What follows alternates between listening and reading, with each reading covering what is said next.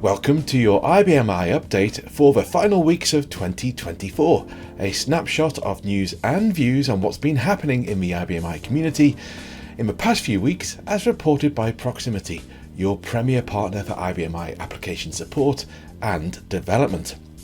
So, last month I travelled down to Wolverhampton for what is the final UK-based IBM I event in 2024.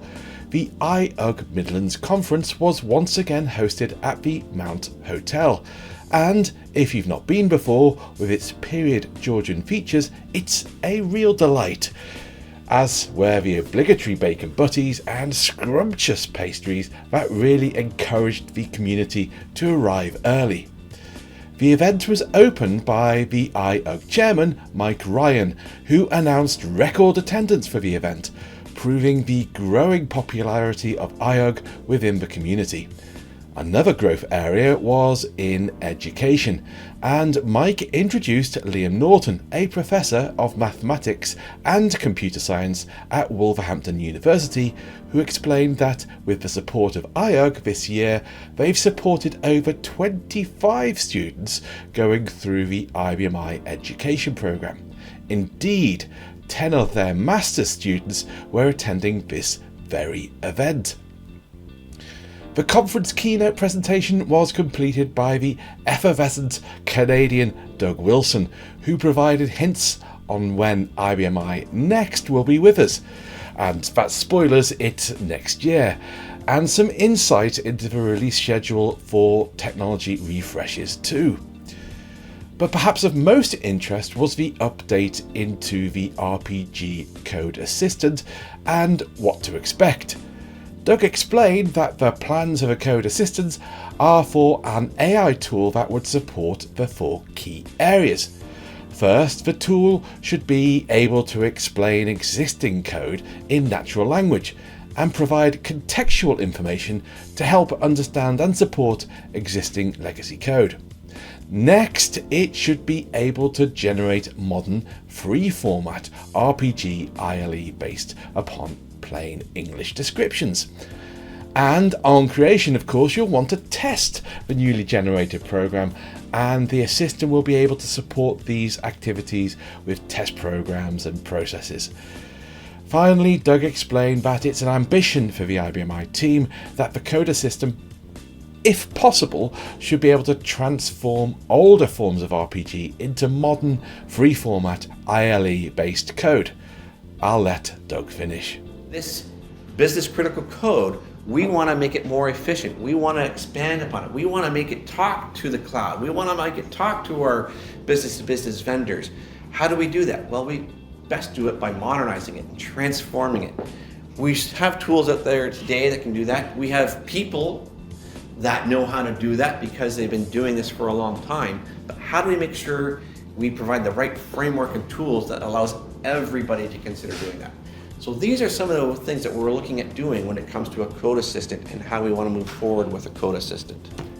Now, in a separate article published on the Tech Channel, Steve Will, our IBM I CTO, explained a little more on the project timelines. And from its announcement in May of this year, the project has rocketed along. Since then, we've seen a call to action to the IBM I community to submit code and material to train the large language model. Thankfully, the response has been great, with submissions from champions, partners and others in the community worldwide. This has allowed IBM to commence with training and fine-tuning the model this quarter. Now, moving forward, should you have contributed code, you'll have the opportunity to preview the Code Assistant in Q1 of next year. During the preview, you'll be able to interact with it, create code, and more importantly at this stage, provide feedback. Finally, a year after its announcement, in May 2025, a beta version will be released. But back to the presentation at IUG. Doug demonstrated a real-life example of the assistant explaining in natural language. Now, I'll pass back to Doug. I want to make sure I can share with you. This is going to be a snippet of a code explanation. So you're going to see a snippet of RPG and question being presented to a Code Assistant-like framework saying, what does this code do? Now this is a little bit of a quick video. There's no sound to it. I couldn't slow it down much, so good luck with this, reading at the back. So, explaining RPG. This is a real functioning example of some of the work we've been doing with AI and a Code Assistant. So there's our RPG. Please give an overview of this function. And as Mike was saying, Code Assistants, chatbots are going to type out an answer. So this is telling us about, it's a real estate application. It's got a process loop that executes until the user decides to exit. The house price is 0, an indicator is turned on. Resident's first-time homeowner status. If function key 6 is pressed, do something else. If none of these conditions are met, the program will do a calculation, depending on whether the user is a first-time home buyer or not. To calculate the total cost of the property is below 1,000. Return an error. I don't know why that would be an error. That's affordable property if you ask me. There's 2 separate tunings. There's a buyer and a seller. There's additional costs for the buyer, such as land tax and not first-time home buyers. Finally, the user decides to exit the program and he entered data is cleared and we will loop again. So that is a quick little snippet of some of the capabilities that we're looking at for a Code Assistant. Later in the presentation, Doug passed over to the Senior Power Technical Specialist, Andrew Laidlaw, who completed a live demonstration on some of the advanced AI features that they're working on. Elsewhere, the IUG was bristling with activity. It was a multi-threaded event with plenty to get your teeth into, from the excellent Tim Rowe and Scott Forsty entertainingly discussing ACS database extensions and SQL to Richard Dolsky on leveraging resilience through IBM I in the cloud. There was a session on what's new in DB2, and of course, an IUG event wouldn't be an IUG event with IBM I stalwart Andy Ewens providing a hands-on workshop. For Wolverhampton, Andy provided a full day's real-time workshop on designing, building and deploying websites to IBM I. Now, there was no announcement on Power11 at the event, so my eyes cast elsewhere for news on the next generation, and I didn't have to look far, as IBM's Vice President of Product Manager for Power completed an interview with CRN in which he provided a few tasty morsels of information. Now, as discussed, AI is taking a big step forward in product development, but all this new technology requires massive data sets with complex computations performed at high speed, and as such, you'll need extremely fast and efficient processors to run and manage this. Now, you simply can't put this strain on traditional server hardware, no matter how much more powerful the CPU is. And that's where high-performance computing companies such as NVIDIA come into play, developing specialist enterprise technology specifically for AI, leaving your server to, well, serve. On Power11, we'll see similar technology developed by IBM that will bring scalable capabilities for complex AI models and generative AI.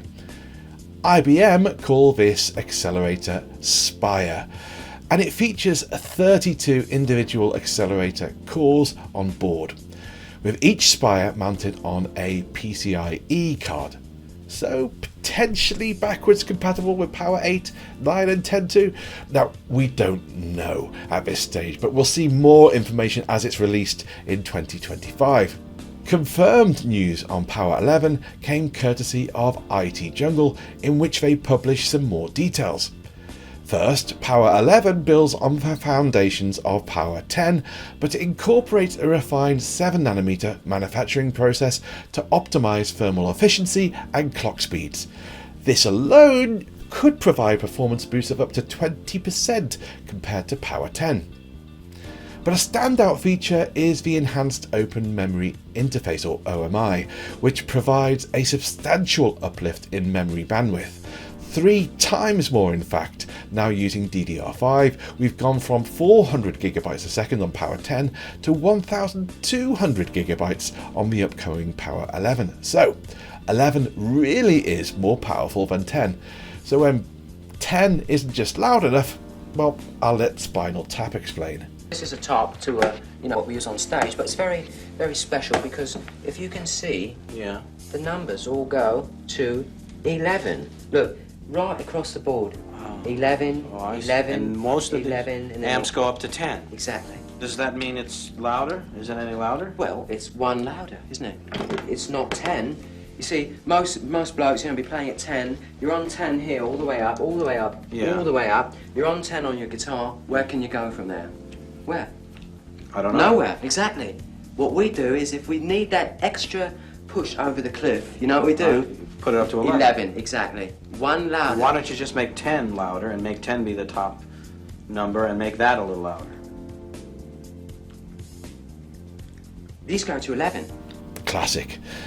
Now, from looking into the future, we'll turn the other way and look into the past as, did you know that this year the Common Business Oriented Language, or COBOL to you and I, turns 65 this year?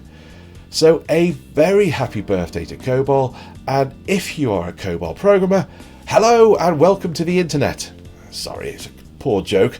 COBOL programmers make better comedians as they always bring their own punchline cards. I'll stop. And that's it for this month's update. For more like this, please see our blog on the Proximity website. But for now, I'm Andrew Nicholson, where Proximity, your application managed service partner, that are here in your corner. We'll see you next time. Goodbye.